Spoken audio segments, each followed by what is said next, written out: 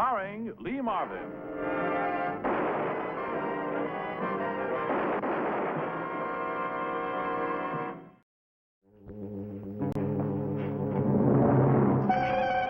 Over here, buddy. Move!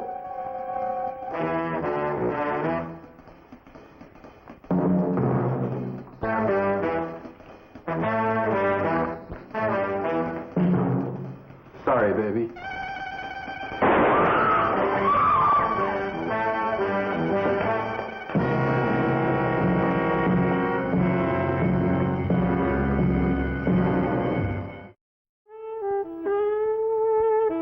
My name is Frank Ballinger, Detective Lieutenant, M Squad, a special detail of the Chicago Police. At 1:57 in the afternoon, I got an emergency call. It was the third hold-up job in 3 weeks. The captain was waiting for me at the bank. Well, notify all units to send out an APB. We want these guys in fast.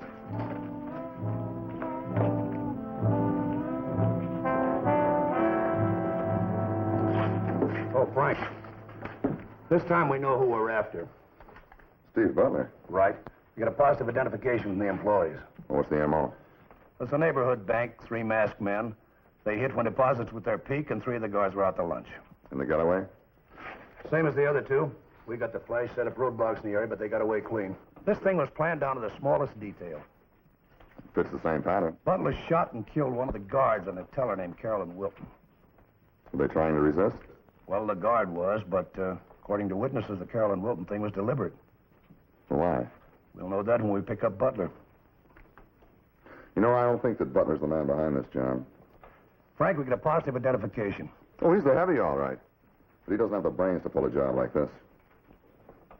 I'll buy that when we find out who is behind them. Okay.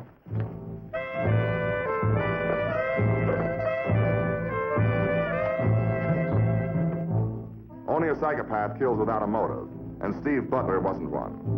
There was some reason why Carolyn Wilton had to die. After checking with her fellow employees, I went to see her father.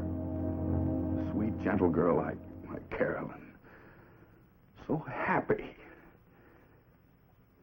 And to shoot her down that way. Well, that's just the point, Mr. Wilton. Butler must have had a reason. What do you mean? I think that Carolyn knew something. Information that could be dangerous if she lived to talk. You're not accusing Carolyn of being involved with this thing. I didn't say that. What are you trying to say, Lieutenant? They told me down at the bank that Carolyn had been seeing a man in the past few weeks. Do you know anything about that? Lou Porter. If he's the man you mean, he's taken to lunch a few times and movies. Seemed very nice. Lou Porter. Did he ever talk to her about her work, ask her questions about the bank? I suppose so. He was interested in Carolyn and what she did. Could you describe him for me, Mr. Wilton? Well, he was about 30 or 35. Medium height. Kind of stocky. And he walked with a limp. A limp? Which leg? Well, I think it was the left one. But Lou Porter wouldn't have anything to do with the holdup. Maybe that's what Carolyn thought also. Lou Porter, do you know where he lives? No. All right, thank you very much, Mr. Wilton. Bye.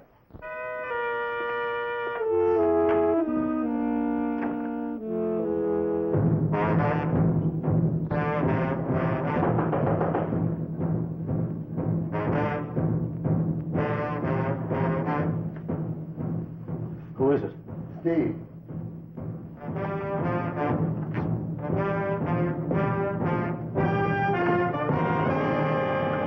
I told you to stay away.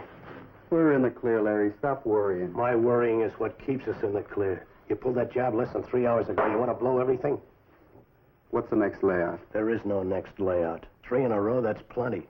Don't give me that. You're casing another bank. I'm leaving town. Play it smart and do likewise. With what happened today, the heat's too much. The girl walked in on us the other night, didn't she? She might have recognized me today, and she'd remember where she'd seen me, here in this room. I was covering for you. Okay. Forget today. I want in on the new job. You're not pulling it with any other mob. I wouldn't do that, Steve. I'm sure of that. I'm going to keep an eye on you. I want to get out of town just as bad as you. We done okay, but the money cuts 5 ways. I'm in on your new setup. Do we talk about it now?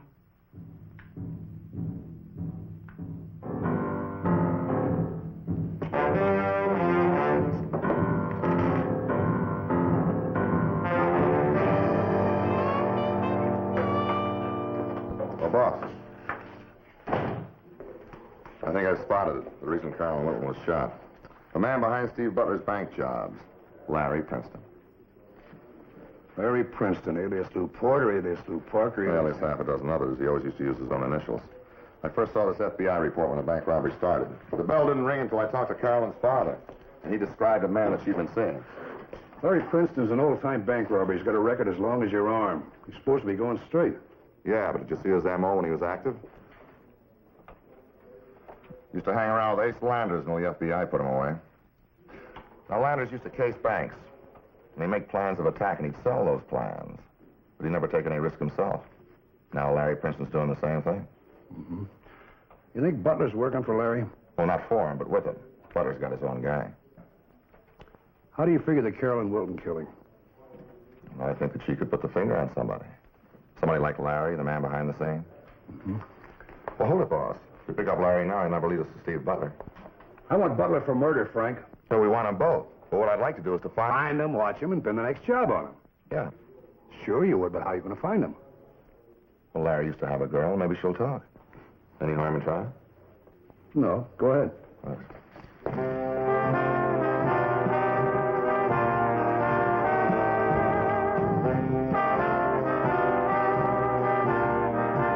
It was a long chance. Larry had broken off with this girl over a year ago. But the woman's scorn can be helpful if the scorn went deep enough. And I knew Ruby Angel had been hurt badly. Badly enough to be willing to meet me.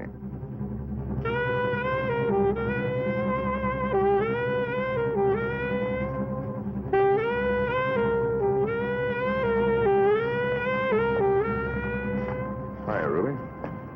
Hey, you're looking good. Why can't you leave me alone? I'm doing all right now. I'm not making any trouble. Come on, Ruby. I didn't twist your arm to meet me here. Sit down. Said I want to talk about Larry, and you said okay. What do you want him for? He's going straight. Well, how would you know? I thought you said you haven't seen him. I hear things. Still carrying the old torch, huh? I guess so. But not the way you think. I begged him to go straight. I told him he couldn't beat the game. When he decided to take my advice, he walked out. With a girl from New York. They went out to the coast. Yeah, but he's back now, and he got a girl killed. It could happen to some other girl. He pumps her for information, and then a bullet for the paper. This is on the level. That's my angle. He's got a blind spot, a vicious streak. What do you want from me? I want to locate him. I can't help you.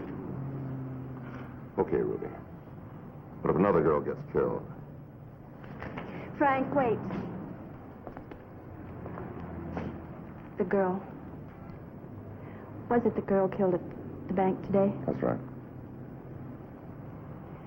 Larry's in town. He's Lester Pierce at the Hotel Malin. Thanks, Ruby. We identified Larry Princeton at the hotel Ruby had named. To pick him up now on the evidence that we had would have been a waste of time.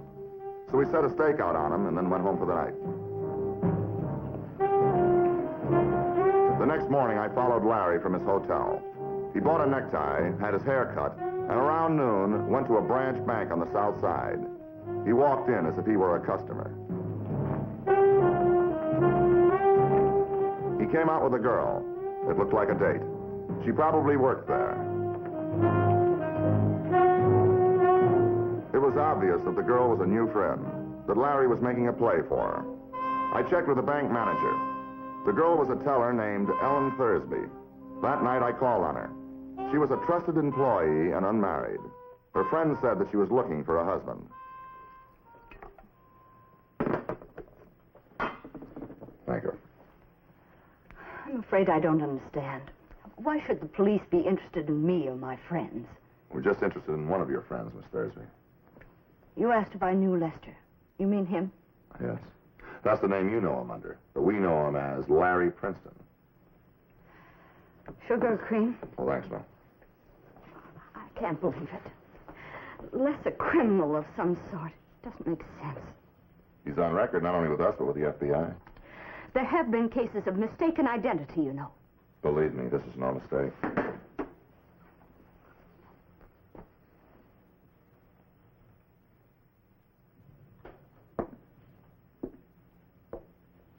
He's been in prison.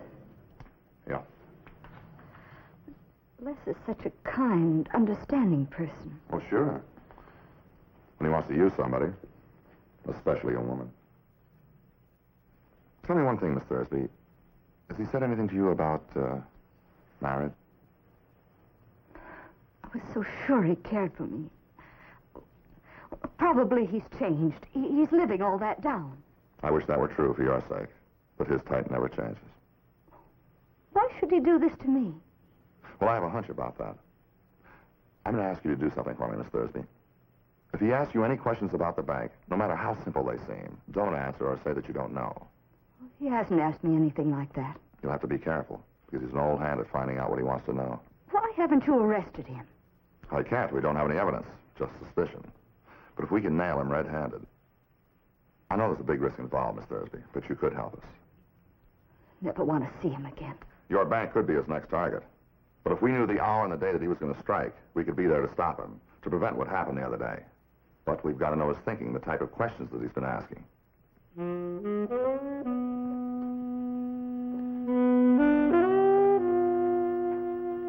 All right. If I was right about Larry, there was some danger for Ellen. But we'd be with her every step of the way, watching over her. My next move was to take a look at Larry's hotel room, with the help of a search warrant and the house detective. But there was nothing incriminating in his bedroom, his luggage, or the living room. He was Lester Pierce, businessman from Duluth.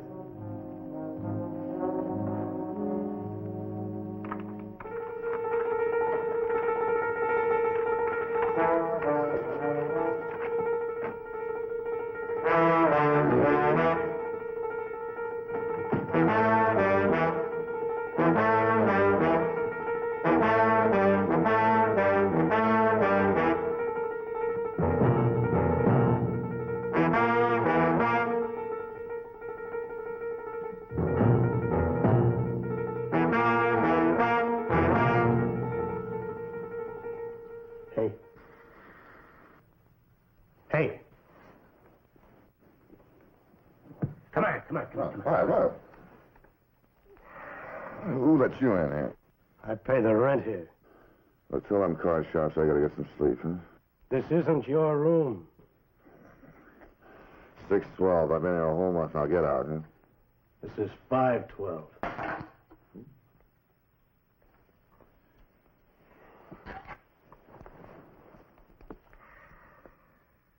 $512. I'm upstairs, yet I'm downstairs, huh?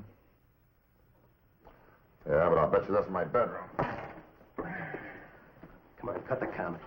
He sent you here to check on me. But I won't be watched. Not by him or anybody else. I won't be watched. I'll get out. Come on, what's eating you? You come busting in here. Can't you be nice about it, buddy? Come on, you tell him I'll phone him when I'm ready and not before. Go on. Look, I'll tell you what. Why don't you go on down and buy a drink, huh? I'll go. Come on, I'll wait for you. Come on.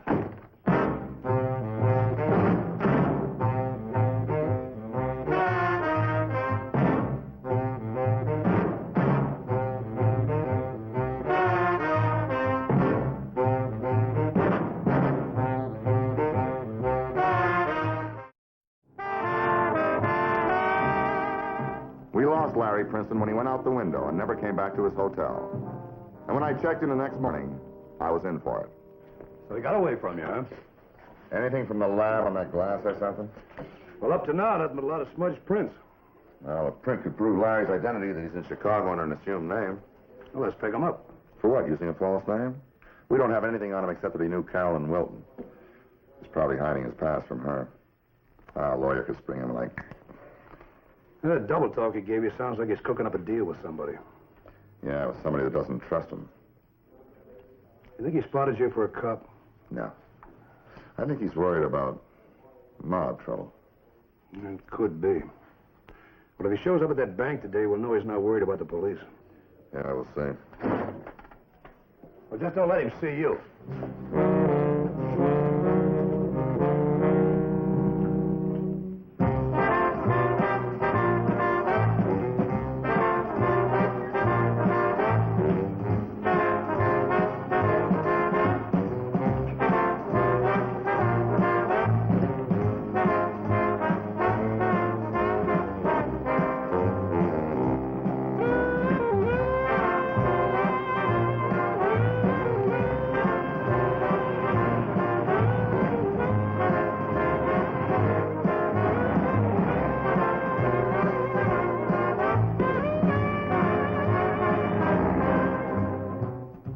2 miles later, I knew that Larry was making a test run. He was timing the distance from Ellen's bank to some point, probably a meeting place where the loot could be passed to another getaway car.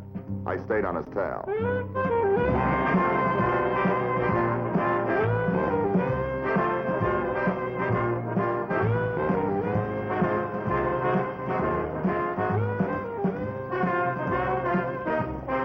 This was the rendezvous. They'd pull a job and meet here to change cars.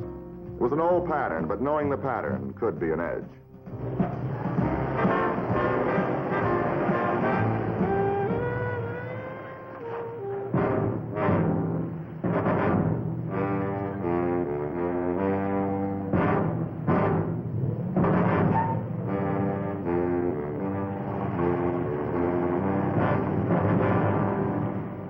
Should have picked him up. Now he's vanished. We don't know when he's going to hit again, and we can't find Steve Butler. I'm still counting on Ellen Thursby. Yeah, if it's that bank. Take a look at this. They rechecked that glass you took from Larry's apartment. Butler's prints are all over it. They're working together. Well, we assume not. We should have picked Larry up and made him talk. Now we get a murderer holed up someplace, and I let you talk me out of our only lead to him. We'll get Butler when he walks into the bank and Larry at the meeting place. Not if they blow town. Look, boss, I tell you that Larry's hot for that bank. And besides, Larry wouldn't rat on Butler. Ballinger speaking. Oh, yeah, Tom. You sure? All right, keep an eye on it until I get there. Right. What was that? Larry just walked into Ellen Thursby's apartment. Bring him in. And lose Butler? Come on, play it my way, boss. I'll stick my neck out for you once more. Don't lose him again. Even if I say so myself, when I plan something, I usually do a good job of it, Ellen. This business trip to South America will take about 3 months. Brazil, the Argentine. You'd love it down there. Yes, I wish you wouldn't talk that way. Give him 2 weeks' notice at the bank. We'll sail together. Get married at City Hall and fly to New York. I have to have more time. You're rushing me. We only met a month ago. I thought we understood each other. No need for a lot of words. You know how I feel about you. Honest, this is awfully fast for me. What's the matter, dear? You're different tonight. Changed. No less. Well, it's just that I'm dead tired from all the work I've had today. I can imagine. Well, we won't plan on lunch tomorrow. It's your payroll day. Or is it the next day? Well, which is it? Tomorrow. Oh, look, Les, forgive me. I'm sorry. It's just I'm so tired I don't know what I'm thinking or saying. Sure, honey, sure. I'll phone you if I can't make it tomorrow night.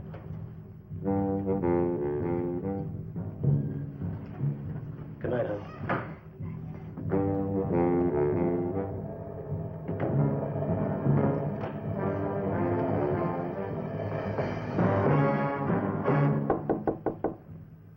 Who is it? Lieutenant Ballinger.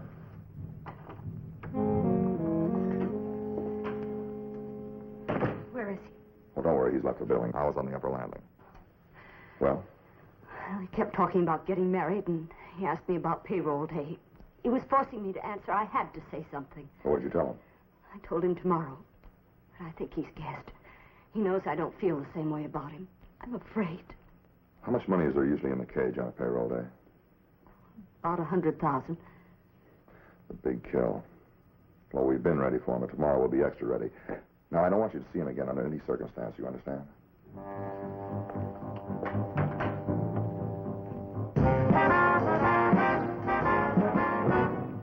The bank's officers were working with us. Now, plainclothesmen replaced all employees on the main floor. The bank's regular business would be conducted in the office section. The men and women tellers worked from in there. By the time they opened up for business that morning, the bank looked normal, and we were ready. Okay, you guys make like your tellers, and you better have your machines handy. Sorry, folks. You'll all have to move into the manager's office. Police business. Oh, you two, why don't you stand up here like your customers?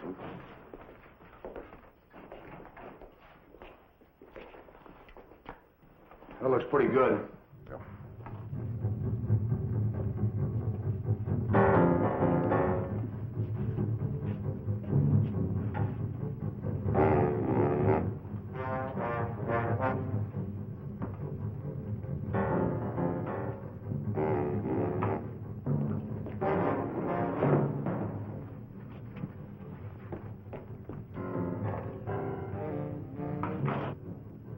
Stakeout's gonna hurt business today.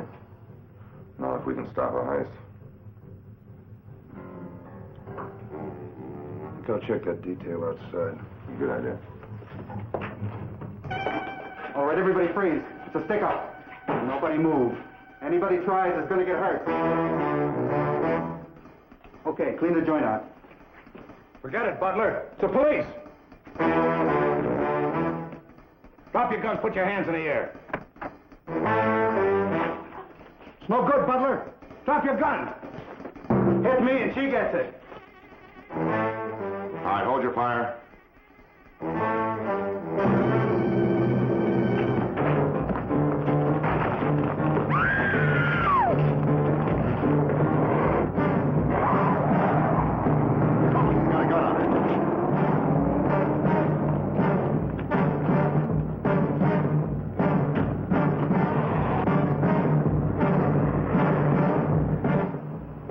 Butler was taking the prearranged route. If no change had been made, it would take him straight to Larry Princeton.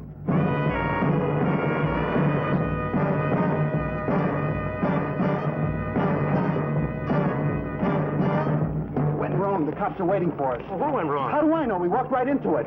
Get in. They'll be set up roadblocks for your car.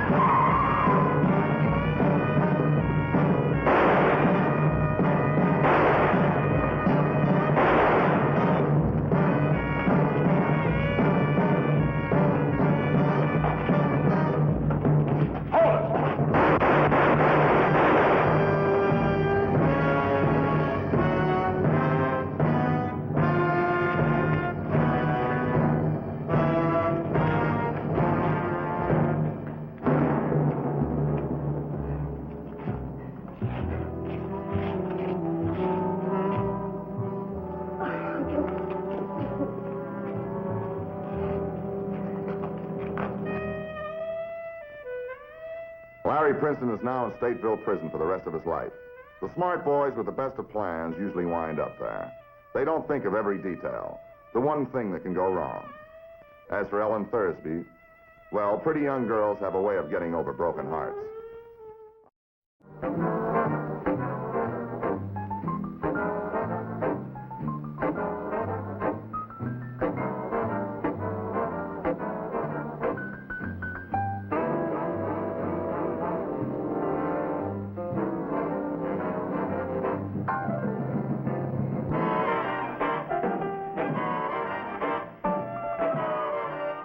Squad.